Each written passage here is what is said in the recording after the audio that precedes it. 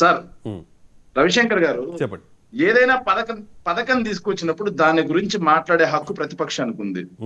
లేదంటే కృష్ణాంజనేయులు లాంటి అనలిస్టులకు కూడా ఉంది.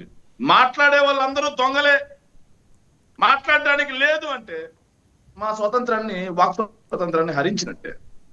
ముందుగా అధికార పార్టీ సంపత్ రాజు గారు విమర్శను తీసుకోవడం నేర్చుకోమనండి. సార్ ఆర్థిక విధ్వంసం అనే మాట 3 సార్లు మాట్లాడారు సార్. దాని గురించి నేను ఒక్క నిమిషం మాట్లాడాలి సార్. ఆర్థిక విధ్వంసం అయితే మీ పయ్యావుల కేశవ్ గారు ఎందుకయ్యా గ్యారంటీడ్ నాన్ గ్యారంటీడ్ డెట్ మొత్తం కలుపుకొని 1,30,30,000 కోట్ల రూపాయలు మాత్రమే వైఎస్ఆర్ కాంగ్రెస్ పార్టీ హయాంలో చేశారు అని చెప్పి ఎందుకని ఇచ్చారు? మీ పయ్యావుల కేశవ్ గారు ఎందుకు ఇచ్చారు చెప్పండి, దానికి సమాధానం. నెక్స్ట్ ఇంకో పాయింట్ ఏంటంటే మీరు చెప్తున్నట్టు మరి ఈ 14 నెలల్లో 2 లక్షల కోట్లు అప్పు దాటిపోయింది కదా, లెక్కతో సహా చెప్పమంటావా? నన్ను చిట్టా పద్దు విప్పి చెప్పమంటావా? మరి ఇంత జరుగుతున్నప్పుడు ఇది ఆర్థిక వాటి మీద మళ్ళీ మాట్లాడదాం శేఖర్ రెడ్డి గారు. వాటి మీద మరి ఎలా మాట్లాడారు ఆర్థిక విధ్వంసం అని? మాట్లాడేటప్పుడు ఆర్థిక విధ్వంసం అనే మాట మీకు ఎందుకు వచ్చింది? ఆర్థిక విధానంపై రవిశంకర్ గారు ఇంకో డిబేట్ పెట్టండి. ఖచ్చితంగా అండి, ఖచ్చితంగా శేఖర్ రెడ్డి గారు మనం టాపిక్ కి కన్ఫైన్ అవుదాం. దయచేసి ఇది వైండప్ చేసే సమయం. దయచేసి మీరు కొత్త అంశాలని తీసుకురావద్దు. ఖచ్చితంగా మాట్లాడదాం. ఇంకా చాలా 45 నెలల సమయం ఉంది ఎలక్షన్స్ రావడానికి. రోజు మాట్లాడుకోవచ్చు కావాల్స్తే. కృష్ణాంజనేయులు గారు ఫైనల్గా మీకు మాత్రమే అవకాశం. నో అండి, ఫైనల్గా మీకు మాత్రమే అవకాశం. 2 నిమిషాలు. చాలా అగ్రెసివ్గా మీరు కార్నర్ చేశారు ఈ P4 పథకాన్ని అనే అభిప్రాయాన్ని మిత్రపక్షాలు 2 కూడా వ్యక్తం చేసిన పరిస్థితి. మీరు వాడిన కొన్ని పదాల మీద అభ్యంతరం వ్యక్తం చేస్తూ రవికిరణ్ గారు మాట్లాడారు. సంపత్ రాజు గారు మీరు వేరే రకంగా మాట్లాడుతూ ఉన్నారు, వేరే డైరెక్షన్లో ఉన్నట్టుగా ఆయన కామెంట్ చేసిన పరిస్థితి. మీ ఆన్సర్ చెప్పండి దయచేసి దీనికి. రవిశంకర్ గారు లీడర్ సినిమాలో మారుతీరావు హీరోగా ఉన్నటువంటి రాణాకి ఒక డైలాగ్ చెప్తారు. అదేంటి అంటే మళ్ళీ ఒకసారి ప్రేక్షకుల కోసం రిపీట్ చేస్తున్నాను. బాగా కష్టపడినటువంటి ఒక వ్యక్తి అతను చికెన్ బిర్యానీ తెచ్చుకుంటాడు. ఆ చికెన్ బిర్యానీ తెచ్చుకుంటే దాంట్లో ఉన్న చికెన్ ముక్కను ముందు లాక్కోవాలి. లాక్కున్న తర్వాత ఆవిడు తెల్ల ముఖమే చూస్తాడు. ఆ తర్వాత ఉన్నటువంటి ఆ ఒట్టన్నం అన్న తిందామని చూస్తాడు. ఆ అన్నాన్ని కూడా అన్నం గిన్నె కూడా లాక్కోవాలి.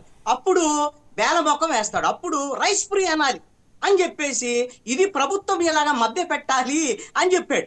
ఇప్పుడు చంద్రబాబు నాయుడు చేస్తుంది కూడా అదే. జనం దగ్గర అన్నం గిన్నె ఎలా లాక్కున్నాడు అనేటువంటిది ఉదాహరణ చెప్తా. ఇది ఆరోపణ కాదు.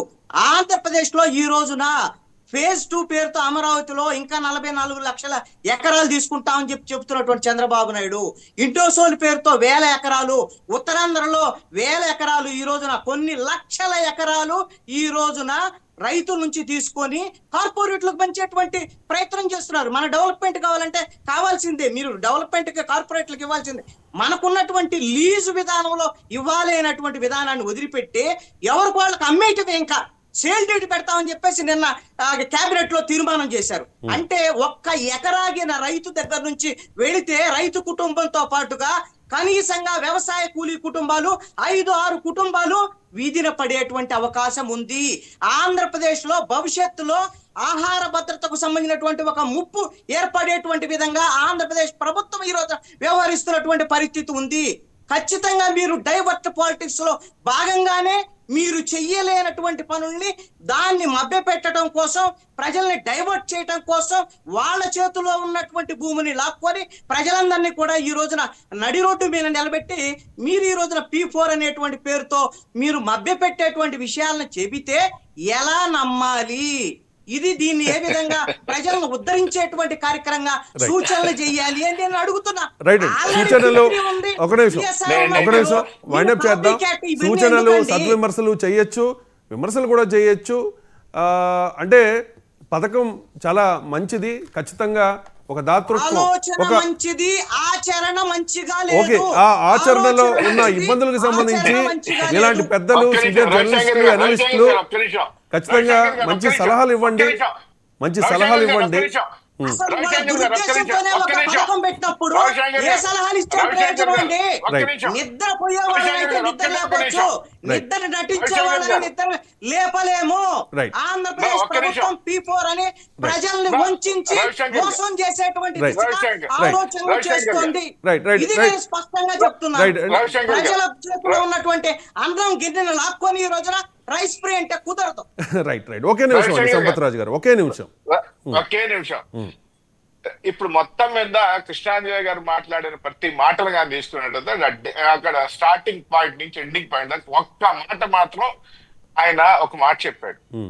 ఏదైనా పథకం మంచిదే, ఆచరణలో కొద్ది కష్టం అని చెప్పి. ఆచరణలో ఎప్పుడు కూడా ప్రతి పథకం కష్టంగానే ఉంటది కృష్ణాంజలి గారు.